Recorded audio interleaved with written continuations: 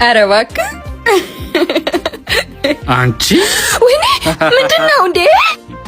ያማል እንዴ? ማነህ? አንቺ ራሱ ማነሽ? ሳታውቀኝ ነው እንዴ መተህ ከኋላ 360 ዲግሪ አሽከረከርከኝ?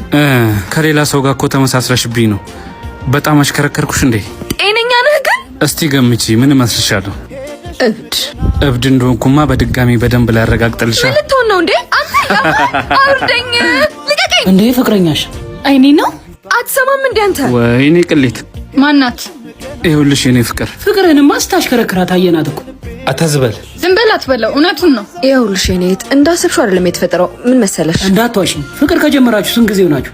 አንተ ልጅ ምንድነው የምታወራው? ከጀርባ ሳያት ፍቅሬ መሰለችኝና አሽከረከርካት? አዎ የተፈጠረው ይሄ ነው። ምን አለበት ትንሽ የሚያሳምን ውሸት እንኳን ብፈጠር። አረ እውነቱን የተናገረው። ስማ ሁለተኛ ጠገቤ ድርሽ እንዳትልሽ።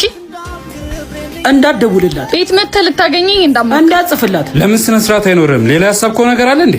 ፍቅሬ አንዴ ብቻችንን እናውራ። ምንም እናወራው ነገር የለም። ግድ የለሽም። ተረጋግተን ስናወራ ሁሉም ግልጽ ይሆንልሻል። አልረጋጋም። ተረጋግተን ይለኛል እንዴ? የእውነቴን ነው መኝ። ከዛሬ በፊት አይቼው እንኳን አላውቅም። ታወራለሽ እንዴ? አታፍሪም? ነይ የኔ ቆንጆ እንሂድ። እንግዲህ እውነታውን ነግሬሻለሁ። ማመን ያንቺ ጉዳይ ነው።